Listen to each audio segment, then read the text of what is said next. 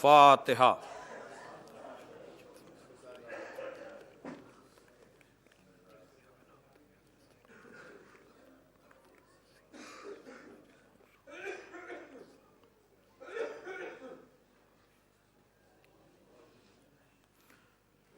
اعوذ باللہ من الشیطان اللعین الرجیم، بسم اللہ الرحمن الرحیم۔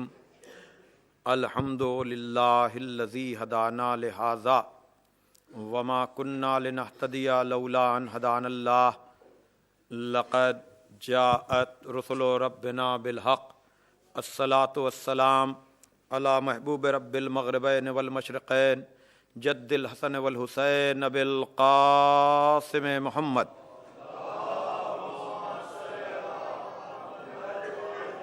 وَأَهْلِ بَيْتِهِ الطَّيِّبِينَ الطَّاهِرِينَ الْمَعْصُومِينَ الْمَظْلُومِينَ الَّذِينَ أَذْهَبَ اللَّهُ عَنْهُمُ الرِّجْسَ وَطَهَّرَهُمْ تَطْهِيرًا۔ اللهم صل وَلَعْنَةُ اللَّهِ عَلَىٰ أَعْدَائِهِمْ أَجْمَعِينَ مِنَ الْآنِ إِلَىٰ يَوْمِ الدِّينِ، أَمَّا بَعْدُ فَقَدْ قَالَ عَلِيٌّ عَلَيْهِ السَّلَامُ لا سواء امام الہدا و امام الردیٰ و ولی النبی و عدو النبی۔ صلوات بھیجے محمد وعلی محمد۔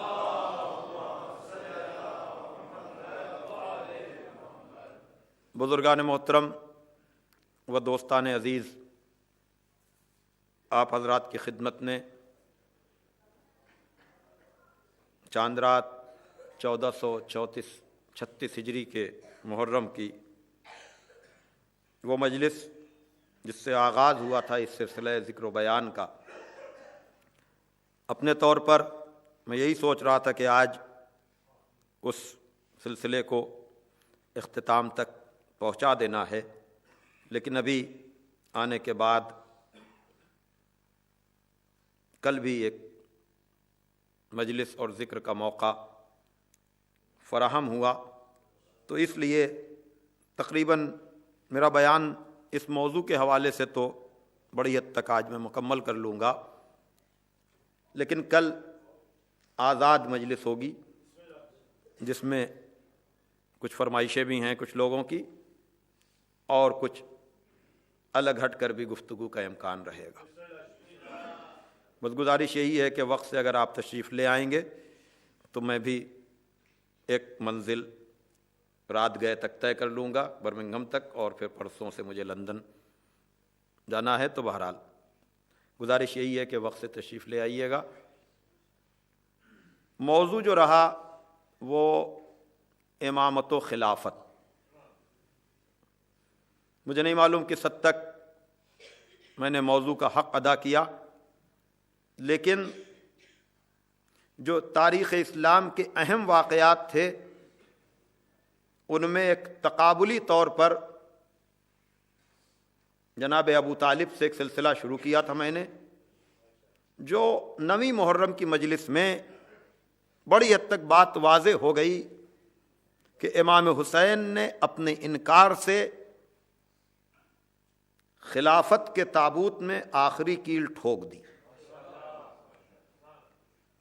بنیادی بات یہی تھی، لیکن مجھ سے کہا گیا کہ اس کو دہرا دیں 2 جملوں میں، کہ امام حسین نے انکار کی تلوار سے اجماع کو، استخلاف، نامزدگی کو، کمیٹی کو، قہر و غلبے کو، ان سب کو ختم کر دیا، اور پھر تاریخ گواہ ہے کہ امام حسین کے بعد اور 9 امام ہوئے، لیکن کسی ظالم کی یہ ہمت نہیں ہوئی کہ کسی اور امام سے بیعت مانگ سکے۔ یہ چھوٹی بات نہیں ہے، مخالف رہے، زہر دینے کی کوششیں کی، زہر دیا بھی، لیکن بیعت نہ مانگ سکے۔ اس لیے کہ میں نے اس دن کہا تھا کہ ایک کربلا تو سنبھالی نہیں گئی، اس لیے کہ جب معصوم سے بیعت اور بیعت کے بعد دباؤ بنایا جاتا ہے تو نمائندہ الہی پھر بتاتا ہے کہ نمائندہ الہی ہوتا کیا ہے۔ اور امام حسین نے ایسا کارنامہ انجام دیا کہ پھر اب ابو بکر البغدادی جیسے خلیفہ بنتے تو ہیں. اس لیے کہ بنیادی بات یہ سمجھ لیں آپ میرے نوجوان دوست کہ لفظ خلیفہ کا مطلب کیا ہے؟ سکسیسر شپ نا. تو سوال یہ پیدا ہوتا ہے کوئی آدمی کسی کا سکسیسر خود سے کیسے بن جائے گا؟ بھائی آپ حاکم بنے، لیڈر بنے، ریفارمر بنے، کچھ بھی بن جائیں، کوئی اعتراض نہیں ہے. خود سے آپ اپنے کو فارم کر کے کچھ بھی پیش کریں، نو پرابلم. لیکن کسی کا سکسیسر بغیر اس کی کنسرن کے کون کیسے بنے گا؟ ایک صلوات پڑھتے ہیں آپ ذرا محمد والے محمد پر. بھائی بات جو میں کہنا چاہ رہا ہوں آپ کے ذہن میں بات جو بھائی کسی کا خلیفہ بغیر اس کی رضا، بغیر اس کی مرضی، بغیر اس کی کنسرن کے کوئی کیسے کہہ دے گا میں فلاں کا خلیفہ ہوں، میں فلاں کا نائب ہوں؟ تو خلیفہ تو کوئی بغیر کسی رضا کے کسی کا. اور یہاں آپ کہہ رہے ہیں کہ امت بنائے گی خلیفہ، تو امت اپنا خلیفہ تو بنا سکتی ہے، رسول کا خلیفہ کیسے بنائے گی؟ صلوات بھیجئے محمد والے محمد پر.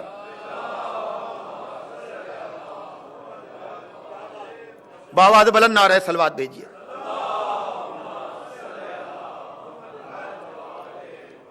بات واضح ہے نا عزیزان محترم کہ رسول کی خلافت، رسول خود سے رسول تو بنتا نہیں ہے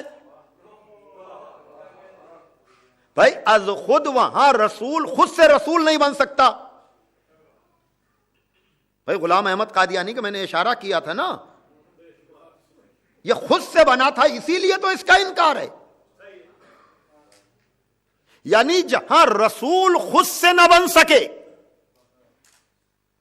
وہاں خلیفہ رسول کا امت بنا رہی ہے. آپ دیکھ رہے ہیں عزیزان محترم، یعنی یہ اتنا واضح ہے کہ اس میں کسی طرح کی کوئی دقت اور دشواری نہیں ہے. اگر اس کو ایکسپٹ بھی کر لیا جائے کہ درست، توجہ فرمائیے گا، اگر مان بھی لیا جائے کہ ٹھیک ہے امت بنائے گی، یہ تو میں نے جو اصل بات تھی وہ کہہ لی، امت بنائے گی، تو یہ تقسیم کیوں ہے خلافت راشدہ اور غیر راشدہ؟ بھئی رسول کا خلیفہ یا راشد ہوگا یا غیر راشد ہوگا؟ یہ کیا کہ 4 تک راشدہ، اس کے بعد سب غیر راشدہ؟ بھئی سوال یہ پیدا ہوتا ہے. اور ہمارے کیا ہے، پہلا بھی معصوم، دوسرا بھی معصوم. وہی میں نے کہا نا، ہمارے عقیدے اور نظریے میں کانٹینیوٹی ہے کہ اگر پہلے کے لیے کہا کہ خدا بنائے گا تو 12واں بھی خدا بنائے گا. پہلا معصوم ہوگا تو آخری بھی معصوم ہوگا. پہلا پیدائشی عالم ہوگا تو آخری بھی عالم ہوگا. صلوات بھیجئے محمد والے محمد پر.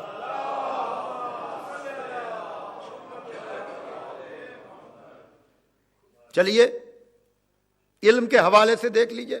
علم کا ہم نے دعویٰ کیا اگر کہ جو امام ہوتا ہے وہ پیدائشی کیا ہوتا ہے، عالم ہوتا ہے. ثبوت ہم نے کیا دیا؟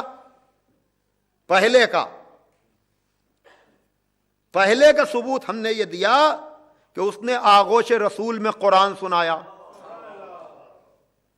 یعنی رسول سے بھی نہیں پڑھا. وہ میں جو کہہ رہا ہوں توجہ فرمائیے گا، رسول سے بھی آغوش میں ہیں اور قرآن پڑھ رہے ہیں، قرآن نازل ہونے سے پہلے.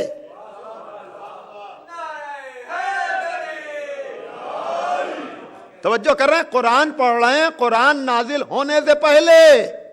اور نبی کہہ رہے ہیں توریت کو صاحب توریت سے بہتر پڑھا، انجیل کو صاحب انجیل سے بہتر پڑھا، زبور کو صاحب زبور سے بہتر پڑھا، قرآن بالکل میری طرح پڑھا. یہ سند مل رہی ہے. اور نبی شہر علم، یہ باب علم. تو علی کے معاملے میں تو بالکل کلیئر ہے نا معاملہ. چلیے اس کے بعد 11 اور امام ہیں.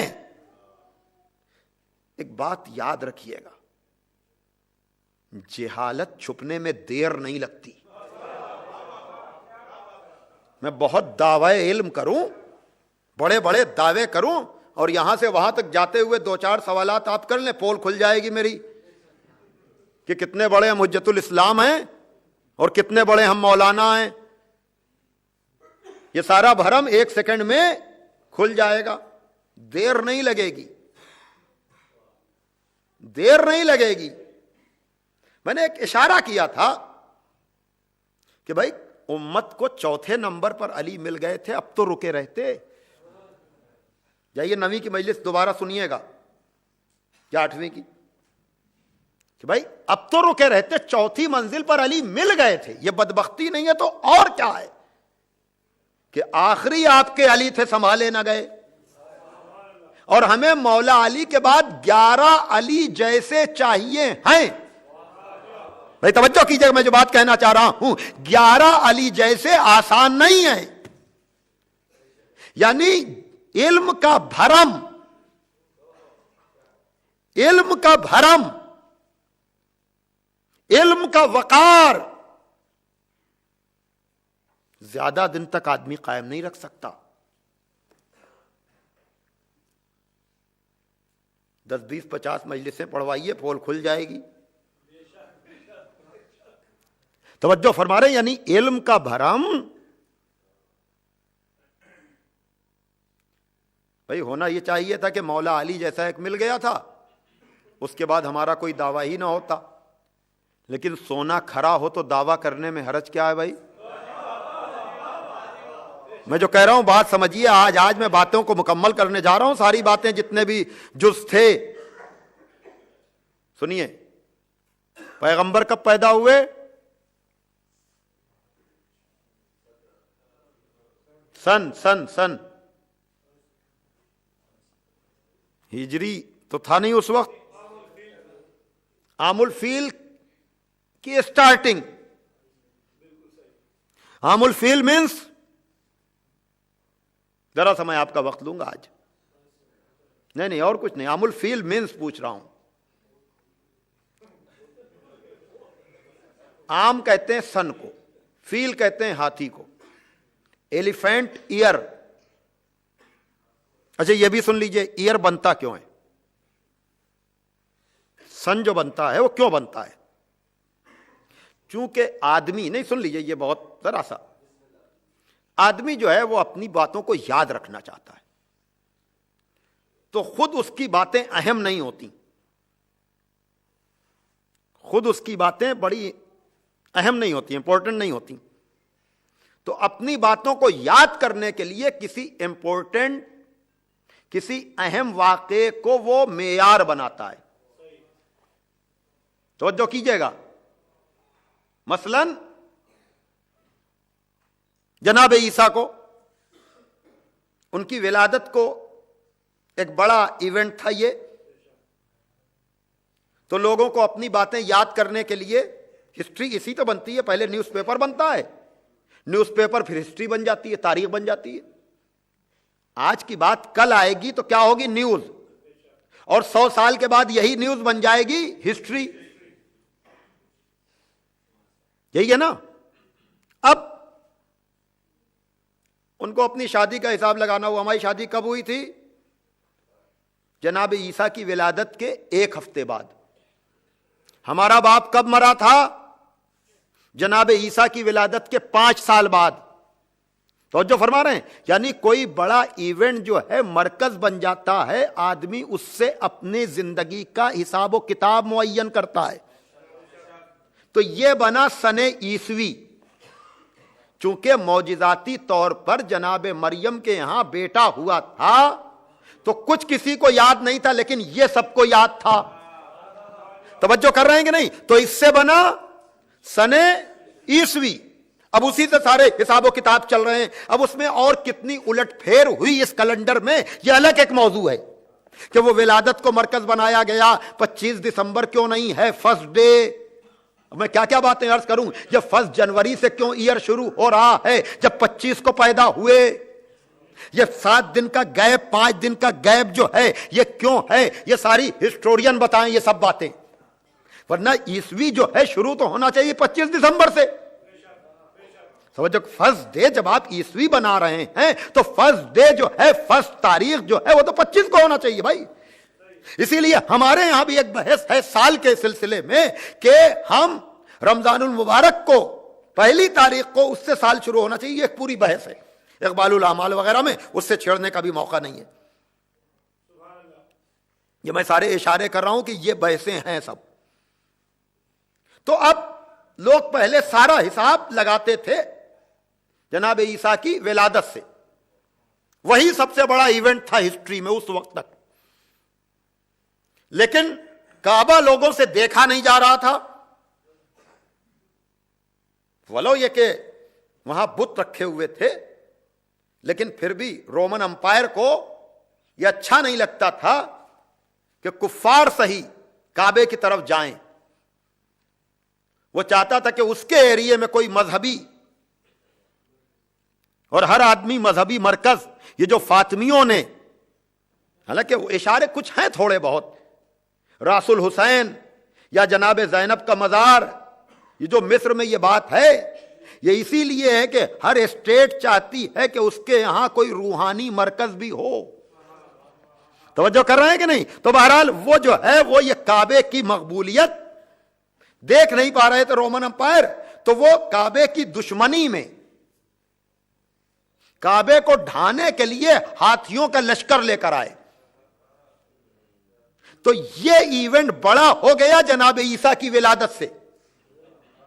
جیسے ہندوستان میں 6 دسمبر کی تاریخ بڑی مشہور ہے، کیوں؟ اس لیے کہ اس دن بابری مسجد ڈیمالش کی گئی۔ توجہ کریں، یعنی جب کوئی بڑا ایونٹ ہوتا ہے تو کچھ یاد رہے یا نہ رہے، لیکن آدمی کو وہ واقعہ یاد رہتا ہے اور اپنی زندگی کا حساب و کتاب اسی سے۔ تو یہ آیا تھا ڈھانے کے لیے، تو کعبے کو ڈھا تو نہیں پایا۔ جناب عبد المطلب نے جا کر اپنے اونٹوں کا سوال کیا، اب اس کے اندر کھولنے لگی کہ ہم تو سمجھ رہے تھے تم آؤ گے کعبے کے سلسلے میں بات کرو گے۔ اب موحد عبد المطلب نے کہا کہ ان اونٹوں کا پالنے والا میں ہوں، اس لیے آیا ہوں، اس گھر کا مالک کوئی اور ہے، وہ خود کرے گا حفاظت۔ توجہ کر رہے ہیں؟ اور پھر جو ہے حفاظت کے لیے ابابیلیں چھوٹے چھوٹے کنکر لے کر آئیں اور کعبے کے دشمنوں کو مارا۔ کعبے کے دشمن کو مارنے کے لیے کہاں سے پتھر آیا؟ بھائی توجہ کیجئے گا، تو قدرت نے بتایا۔ بھائی سنا ہے نا آپ نے غدیر کے واقعے کے بعد حارث نے کیا کہا؟ یہ تم نے حج پہنچایا، نماز روزہ دین سب کچھ مان لیا، لیکن یہ جو علی کو مولا بنایا یہ اپنی طرف سے بنایا یا خدا کی طرف سے؟ اگر اپنی طرف سے بنایا تو کوئی بات نہیں، اگر خدا کی طرف سے بنایا تو میں عذاب چاہتا ہوں۔ اللہ نے اس کے لیے بھی کنکر بھیجا۔ دیکھا آپ نے، قدرت جانتی ہے کہ جو سزا کعبے کے دشمن کی ہے وہی سزا مولود کعبہ کے دشمن کی ہے۔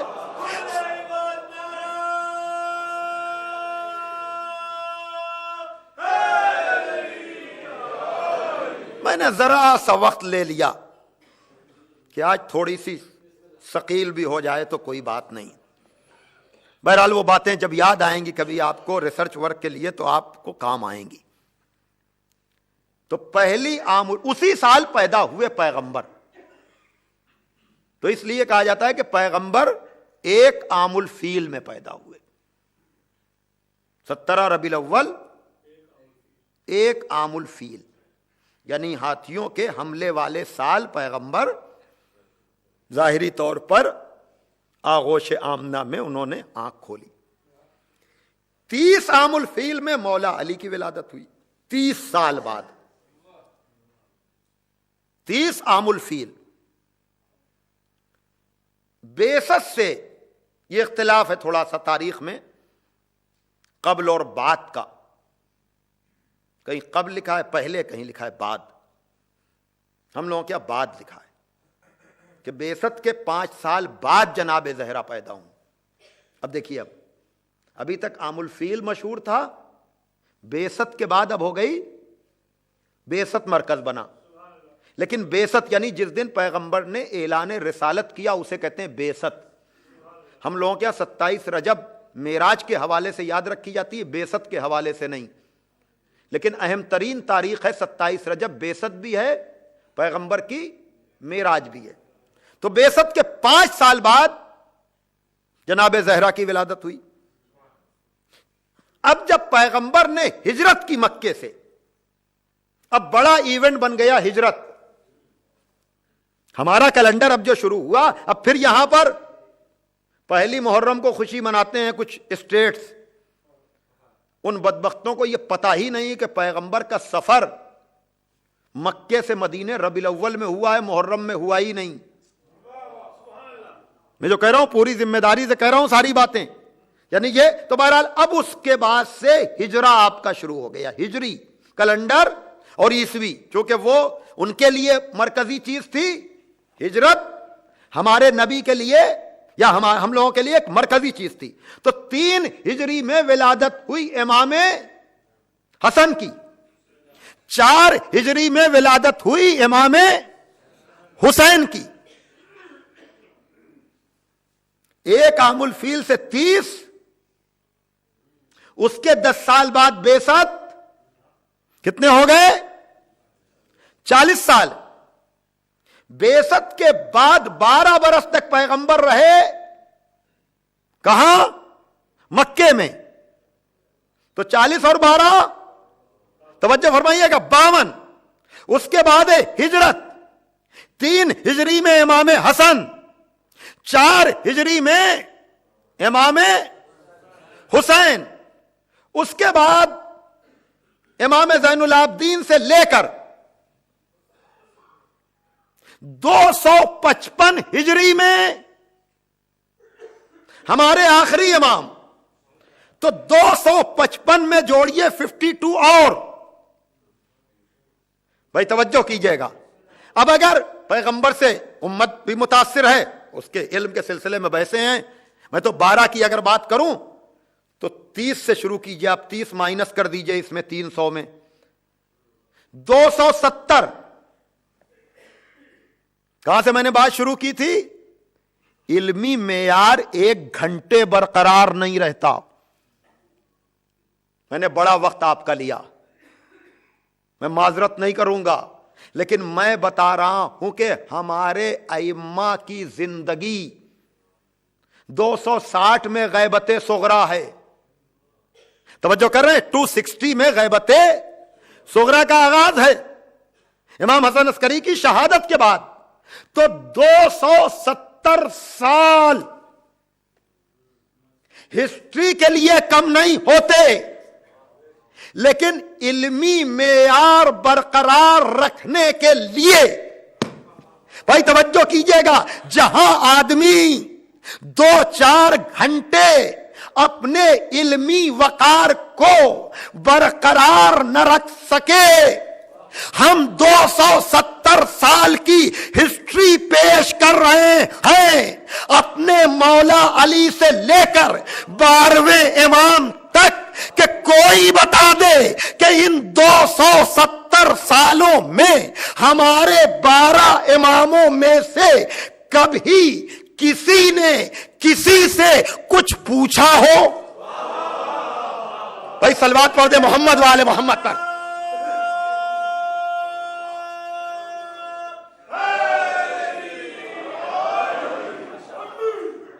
ایک اور صلوات بھیجیے آپ ذرا محمد والے محمد پر. بھائی یہ ہسٹری ہے، یعنی یہ شخصیتوں کا انکار نہیں ہو سکتا. یعنی امام علی کا وجود ہے کہ نہیں، امام حسن کا وجود ہے کہ نہیں، امام حسین کا وجود ہے کہ نہیں، امام زین العابدین کا وجود ہے کہ نہیں. بھائی بڑی بڑی کتابیں مارج النبوہ، مدارج النبوہ اور دوسری ہسٹری کی کتابوں میں یہ لوگ ایگزسٹ کرتے ہیں، یہ لوگ موجود ہیں. پوری شیعہ قوم کا چیلنج ہے، ہر خلافت کے اسکول کے ماننے والے سے کہ ان 12 کے لیے کوئی ثبوت لا کے دے دے کہ انہوں نے کبھی کسی سے کچھ پوچھا ہو، کچھ پڑھا ہو، اور کون بڑے سے بڑا ہے جو ان کے در پر نہیں آیا۔ ارے توجہ کیجئے گا، وہ تو ایک کا نام آتا ہے کہ اگر علی نہ ہوتے میں ہلاک ہو جاتا۔ بڑے بڑے یہ کہتے ہوئے گزرے ہیں، چاہے امام ابو حنیفہ ہو۔ صلوات پڑھے محمد وآل محمد پر۔ ایک اور صلوات دیجیے آپ ذرا محمد وآل محمد۔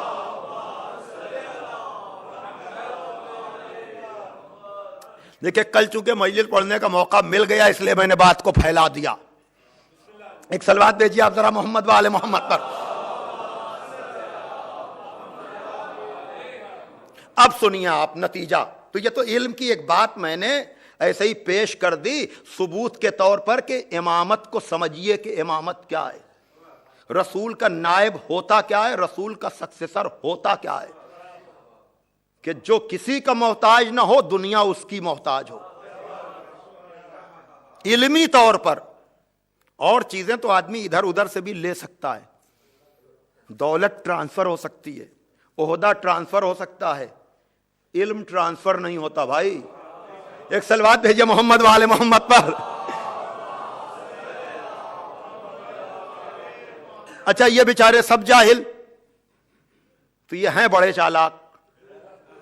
انہوں نے کہا ہمارا تو کوئی علم کی کسوٹی پر کبھی اترے گا نہیں، اور ہمیں سب کو بنانا ہے رسول کا خلیفہ۔ شاید میں کہہ لے جاؤں بات کو، تو انہوں نے پہلے بنایا رسول کو جاہل ان جاہلوں کو لانے کے لیے۔ صلوات پڑھیں محمد وآل محمد پر۔ توجہ کر رہے ہیں؟ یعنی یہ سنبھالے سے سنبھلتے نہیں، تو کہا کہ معیار کو خراب کرو۔ اچھا قدرت نے کہا تم جاؤ گے کہاں، کرو گے تم فراڈ، ہم پکڑیں گے تمہیں۔ اچھا یہ بتلائیے کہ جہاں سے موت کا معاملہ شروع ہوتا ہے نبی کا کہیں نام نہیں آتا، دین پہنچانے تک نبی۔ اب جو ہے معاملہ شروع، اور یاد رکھیے گا یہ ایک بنیادی مسئلہ ہے کہ ائمہ نے کہا ہے کہ رشتہ داری وغیرہ تو کر لو، لیکن آخرت بغیر امامت کے اسٹارٹ ہی نہیں ہے۔ یہ بہت ایک الگ موضوع ہے پورا۔ آخرت کا اکاؤنٹ کھلتا ہی نہیں ہے بغیر ولایت و امامت کی محبت کے۔ جو میں کہہ رہا ہوں پوری ذمہ داری اس پر بڑی کتابیں موجود ہیں۔ قدرت نے کہا کہ تم کرو گے فراڈ، جیسے ہوتا ہے نا کہ کمپنیز کو مال بنانے کو دیا، ایک سیمپل دیا،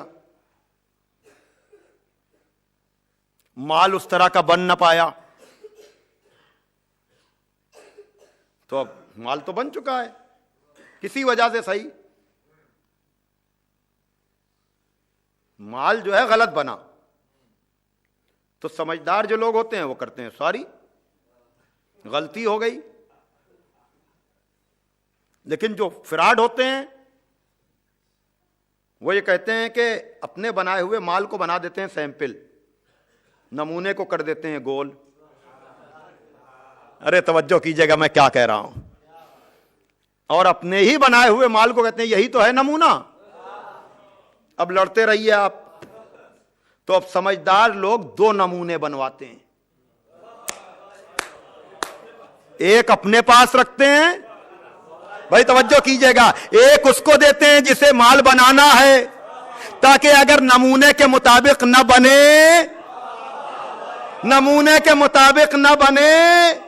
تو کہیں کہ یہ دیکھو اصلی نمونہ ہے۔ امت سمجھ ہی نہیں پائی کہ قدرت نے دو بنائے، انا والی من نور واحد۔ بھائی توجہ کیجئے گا، رسالت والا نمونہ امت کو دیا، امامت والا اپنے پاس رکھا۔ اب یہ سمجھ رہے ہیں کہ ہم صحیح بنا رہے ہیں، اور جب یہ سمجھ گئے کہ قدرت نے دو نمونے بنائے ہیں، ایک رسالت کا نمونہ، ایک امامت کا نمونہ، تو اب انہوں نے نمونوں کو ختم کرنا شروع کیا۔ قدرت نے کہا آخری نمونے کو اپنے پاس رکھ لیں گے، وقت آخر نکال کر ملان کر لیا جائے گا کہ کس کا مطابق ہے کس کا مخالف ہے۔ صلوات دیجیے محمد۔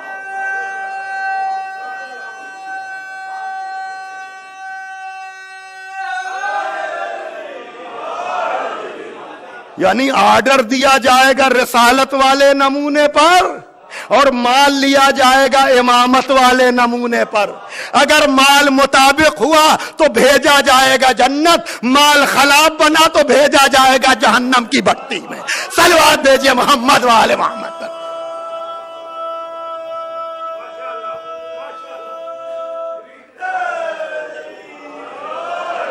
ایک اور صلوات پڑھ دیجئے آپ ذرا محمد والے محمد پر۔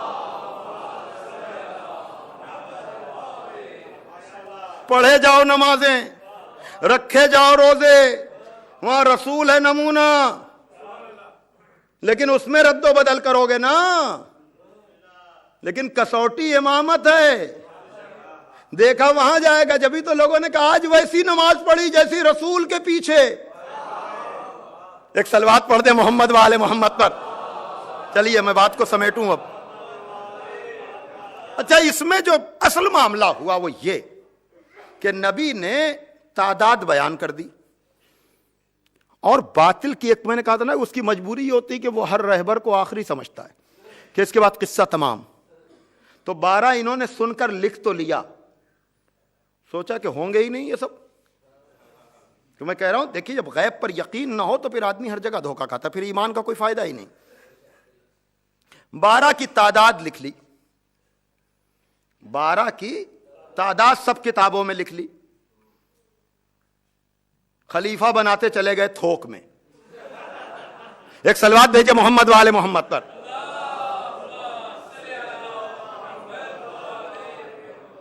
یعنی سینکڑوں کی تعداد میں بنیں گے۔ ابھی تو ابو بکر البغدادی ہیں، ابھی دیکھیے اور کتنے بنتے ہیں۔ تو یہاں تک آتے آتے وہ تو گنتی تھوڑی سی بہت بڑھ جائے گی، لیکن بنی امیہ کی خلافت، بنی عباس کی خلافت، اس کے بعد خلافت عثمانی، جس کے لیے ہمارے ہندوستان میں سن 47 تک ہنگامے تھے، اور اسی کا احیا چاہتا ہے ابو بکر البغدادی۔ میں نے کہا تھا BBC کا وہ مضمون، وہ آرٹیکل ضرور پڑھیے جس میں پوری اس کی ہسٹری دی ہوئی ہے خلافت کی، اور ساتھ میں ایک لائن لکھی ہوئی ہے لیکن شیعہ اس سسٹم کو نہیں مانتے۔ ایک لائن میں ہے لیکن جتنے ہم ہیں اتنے ہی ورڈ ہیں۔ ایک صلوات بھیجے محمد والے محمد پر۔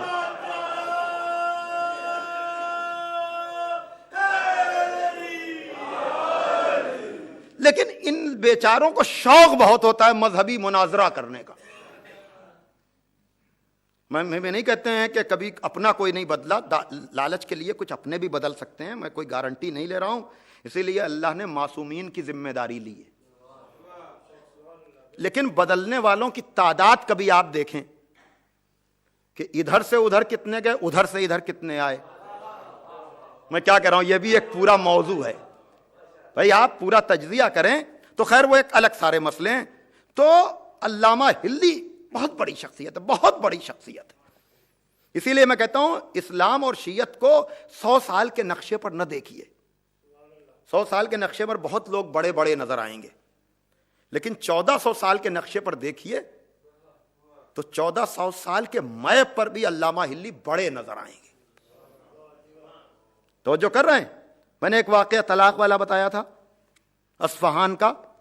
یہ جو مسجدوں پہ ائمہ کے نام لکھنے کا رواج شروع ہوا ہے، یہ اسی خدا بندہ کے مذہب حق کا قبول کرنے کے بعد، تاکہ پتہ تو چلے کہ مسلمان تو سب ہیں لیکن اہل بیت والا مسلمان کون ہے۔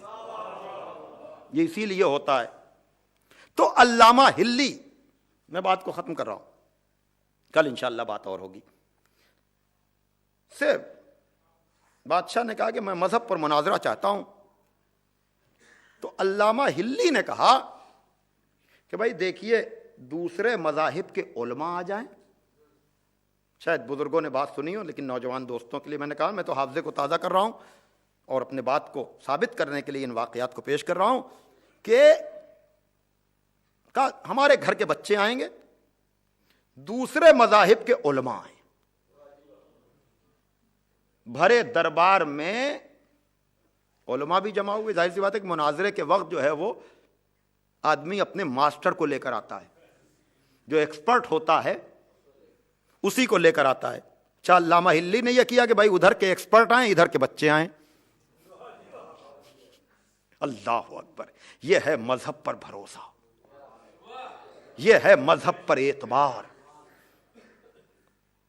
جمع ہو گئے تو علامہ ہلی نے پوچھا کہ ان سے پوچھا جائے کہ کیا پیغمبر کی حدیث نہیں ہے کہ میرے بعد 12 ہوں گے؟ جب 12 کی تعداد وہاں لکھی تھی, ڈیٹیل نہیں ہے ان کے پاس, اس لیے کہ 12 ہوں تو ڈیٹیل ہو. میں جو کہہ رہا ہوں یہ یعنی اس کے لیے 1 گھنٹہ بھی میں تقریر کر سکتا ہوں, لیکن میں 10 منٹ کے اندر بات سمیٹنے جا رہا ہوں, شاید اس سے بھی کم لگے. اب ذرا سوچئے. سب نے کہا ہاں 12 ہے. 12 کی تعداد مسلسل ہے, یعنی یہ تو ہے کہ وہ 12 خلیفہ ہوں گے, 12 امام ہوں گے, 12 سکسیسر ہوں گے, یعنی اس حوالے سے اختلاف ہے. لیکن میں بتا چکا ہوں کہ یہ دھوکہ ہے. ایک آدمی خلیفہ بھی ہو سکتا ہے, امام بھی ہو سکتا ہے. یاد ہے نا آپ کو جملہ کہ خلیفہ ہوگا رسول و خدا کی نسبت سے, امام ہوگا ہمارے تعلق سے. یاد ہے نا آپ کو؟ تو 12 کی تعداد بہرحال ہے. کا 12 کا اقرار سب نے کیا. کہا ان سب کو پیپر دیا جائے, وائٹ پیپر, سفید پیپر, آنسر شیٹ. کہا یہ ان 12 کے نام لکھیں. ہے 12 کی تعداد, سب جگہ جس سے بھی جا کر پوچھ لیے ہیں 12. کہا یہ 12 لکھ کے دیں. ایکسپرٹ جمع تھے, پسینہ پوچھ پوچھ کر نام لکھتے تھے. اب پتہ نہیں اریزر تھا کہ نہیں کہ پھر لکھتے تھے پھر مٹاتے تھے. اس لیے کہ 12 ہوں تو 12 لکھیں. میں جو کہہ رہا ہوں توجہ فرمائیے. میں نے کہا نا کہ اگر خالی بنی امیہ کے بھی جمع کر لیے جائیں تب بھی 12 نہیں ہیں. سیوطی نے پوری کتاب لکھ ڈالی ہے, خلافت کی تاریخ لکھ ڈالی ہے. اب پسینہ پوچھ پوچھ کر لکھ رہے ہیں. اچھا جواب لکھ رہے ہیں تو چیٹنگ تو ہو نہیں سکتی.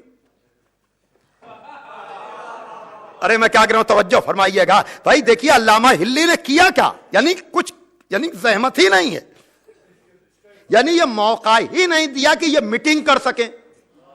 اچھا وہ تو آیتوں کی تیاری کر کے آئے ہوں گے, حدیثوں کی تیاری کر کے آئے ہوں گے, سقیفہ کے سسٹم کو جو ہے ڈیفائن کرنے کے لیے آئے ہوں گے. یہ سوچا ہی نہ ہوگا کہ علامہ پوچھ کیا لیں گے. علامہ ہلی نے کوئی علمی بات کی نہیں, تعداد اور اقرار پہلے لیا. دشمن کو شکست دینے کا سب سے اچھا طریقہ یہ ہے کہ پہلے اس کو اپنی گرفت میں لو, کہ بات اس پر کرو جو تم مانتے ہو. بھائی توجہ کیجئے گا. تو 12 والی حدیث اتنی متواتر ہے کہ اس کا انکار نہیں کیا, سوچا بھی نہ تھا. وہ تو سوچ رہے تھے کہ اقرار کر کے نکل جاؤ, لیکن جیسے ہی 12 کا کہا لکھو نام. اب سب الگ ہی الگ بیٹھے ہوں گے. اگر سب ایک ساتھ بیٹھے ہوتے تو طے کر لیتے بھائی تم کیا لکھ رہے ہو, کہتے تم کیا لکھ رہے ہو. بھائی توجہ کیجئے گا. اب کوئی یزید کو لکھ رہا ہے, کوئی معاویہ کو کاٹ رہا ہے, کوئی مروان کو لا رہا ہے, کوئی ولید کو نکال رہا ہے. بھائی توجہ کیجئے گا. کوئی ہارون کو لکھ رہا ہے, کوئی مامون کو لکھ رہا ہے, کوئی معتصم کو لکھ رہا ہے. سنبھالے سے سنبھل نہیں رہا ہے معاملہ. بھائی توجہ کیجئے گا میں کیا کہہ رہا ہوں. یعنی بتائیے گھنٹوں گزر گئے. بھائی اب لکھنا تو ہے, بھائی آنسر شیٹ تو جمع کرنی ہوگی ورنہ اسی میں پکڑ جائیں گے. بھائی آپ خود لطف لے رہے ہیں کہ نہیں مجھے نہیں معلوم. بہرحال جو بھی ٹائم لیمٹ تھی کہ نہیں تھی, بہرحال سب کی آنسر شیٹ جمع ہوئی. اب علامہ نے کہا ملا لیا جائے. کہ ان سب کے جواب ایک جیسے ہیں یا نہیں. صحیح اور غلط کی بھی بحث نہیں. ارے میں کیا کہہ رہا ہوں بھائی, صحیح اور غلط کی بحث نہیں. تو جتنے جواب تھے اتنے 12 تھے. بھائی توجہ کیجئے گا, جتنے جواب تھے اتنے 12 تھے. کسی میں یہ ہیں, کسی میں وہ نہیں ہے, کسی میں وہ ہیں, یہ نہیں ہے. علامہ ہلی نے کہا ان کے 12 ایک نہیں ہیں, ان کے 12 ایک نہیں ہیں. تو اسی سے اندازہ لگا لیا جائے یہ خود ان کے ایکسپرٹ کتنے کنفیوز ہیں. رہبری کے لیے جن کو 12 کے ناموں کا پتہ نہ ہو, سب کی تعداد مختلف ہو, وہ کیا کسی کی رہبری کریں گے؟ اب کہا ہمارے بچوں کو دیا جائے, یہاں کے بچوں کو بھیا تم 12 لکھو, پہلا امام, دوسرا امام, تیسرا امام, 12 تک نام لکھے بغیر وقت صرف کیے ہوئے.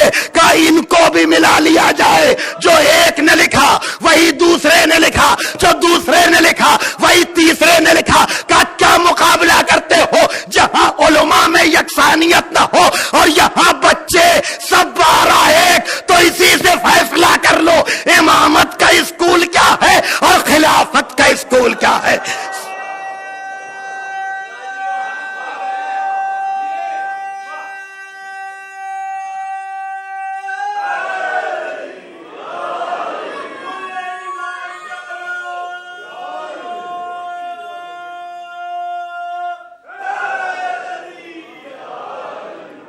بآواز بلند نعرہ صلوات.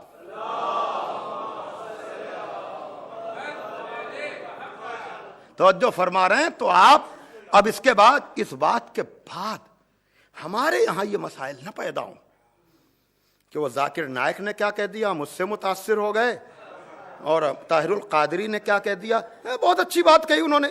آپ کے یہاں کیا اچھی باتیں کم ہیں جو انہوں نے اچھی بات کہی؟ صلوات بھیجے محمد والے محمد پر.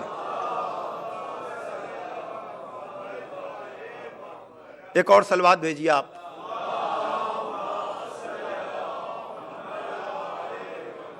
اب کل سے تو آپ کی وجہ سے مجلس چل رہی ہے, اور آگے بڑھوں یا یہیں پر؟ نہیں تکلف میں نہیں. دیکھیے کتنی دیر اور. عمران صاحب آپ ارے تھک گئے کیا؟ ادھر آئیے بھائی آپ, ہے نا.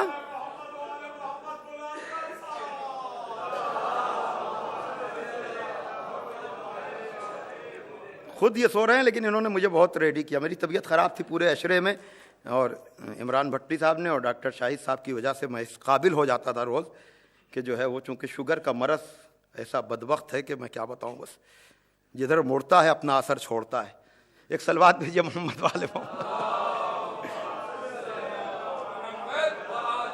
بہرحال آپ حضرات سے گزارش ہے دعا کی کہ میری صحت کے لیے آپ حضرات دعا کریں کہ اس ذکر کے طفیل میں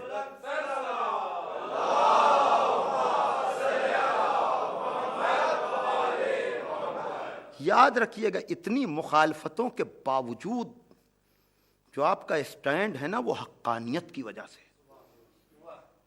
کبھی کسی کی طرف مڑ کر دیکھنے کی ضرورت ہی نہیں ہے. میں جو کہہ رہا ہوں آپ کی مجلسیں ہی کافی ہیں آپ کے لیے. اب تو انٹرنیٹ پر آپ کا اپنا میٹیریل ہے اویلیبل کہ آپ کو کسی اور طرف جانے کی ضرورت ہی نہیں ہے. میں جو کہہ رہا ہوں پوری ذمہ داری سے کہہ رہا ہوں, یاد رکھیے گا جو کہیں کہیں ان لوگوں کی زبان پہ ذکر علی اور ذکر محمد والے محمد نظر آتا ہے, یہ میرا اپنا تجزیہ ہے.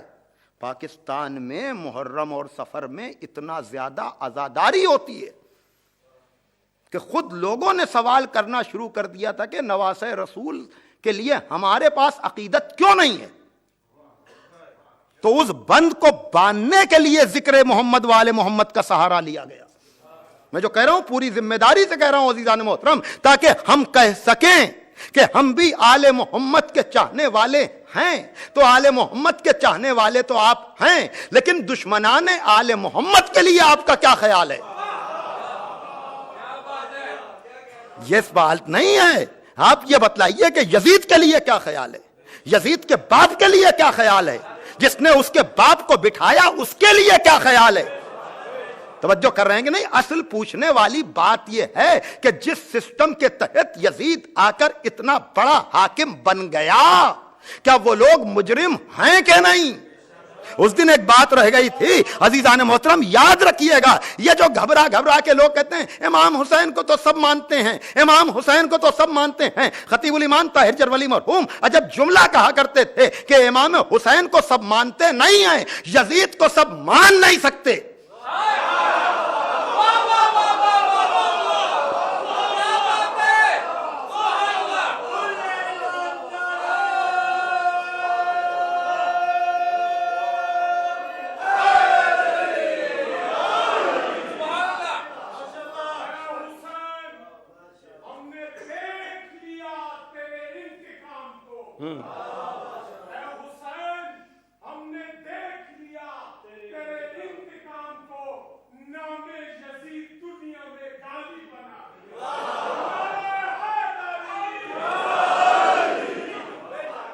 امام حسین کو مانتے نہیں، یزید کو مان نہیں سکتے، بے نقاب کر دیا دنیا کے سامنے۔ اور مرحوم اتنے پائے کے خطیب تھے کہ کہنے لگے کہ جس طرح سے یزید کا کردار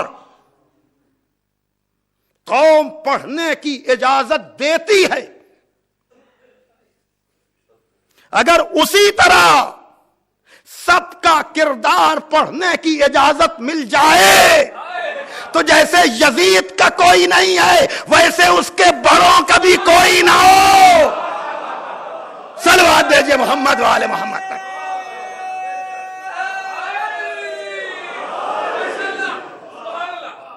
میں جو کہہ رہا ہوں، ورنہ یزید اور اس کے باپ کے جرم میں فرق کیا ہے؟ یہ جو لوگ بڑے اہل بیت کی باتیں کیا کرتے ہیں، یزید کے باپ کے نام پر آ کر کیا ہو جاتا ہے انہیں، سب کی تاریخ اٹھا کر دیکھ لیجئے۔ میں پوری ذمہ داری سے کہہ رہا ہوں بھائی، جس باپ نے یزید کو بنایا اس کے لیے تو سافٹ کارنر، وہ حاکم شام ہے نا، یہی ریسپیکٹ، عزت، اس کے لیے خاموشی۔ ارے جرم دونوں کا ایک ہے۔ اس نے اگر چھوٹے نواسے کو خنجر سے شہید کرایا تو اس نے زہر دیا، کتنے سال تک، 70 برس تک اس کی وجہ سے مولا علی کو گالیاں دی جاتی رہیں، اور امت مسلمہ جو ہے وہ چپ بیٹھی ہوئی ہے، اور ہمارے اوپر بھی بند لگا ہوا ہے کہ اس سے آگے نہیں۔ ٹھیک ہے، حسین ہی کو معیار بنا لو۔ حسین نے تو سارے حساب سب کو بے نقاب کر دیا نا۔ جوہر طہارت سیدہ نے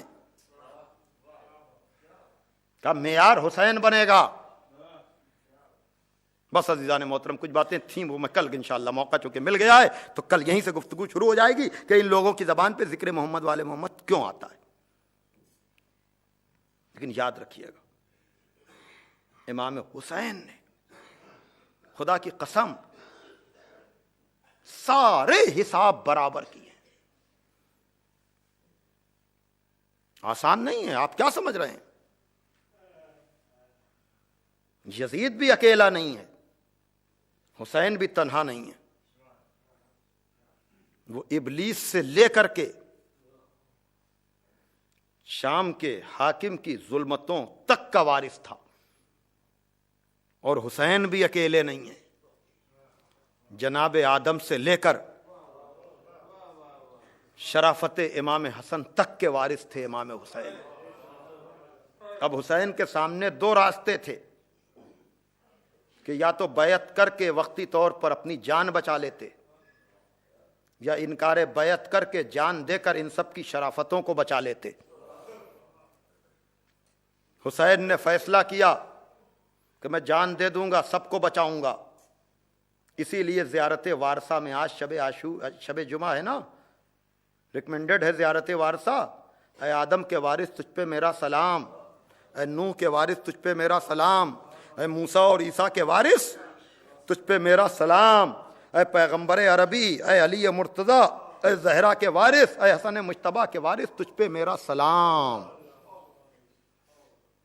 میں نے تیسری یا چوتھی مجلس سے اشعار تقریباً نہیں، دو ایک شعر ضرورتاً، لیکن یاد رکھیے گا ایک شعر آج میں پڑھ رہا ہوں، بی بی زینب آپ کی عظمتوں کو سلام۔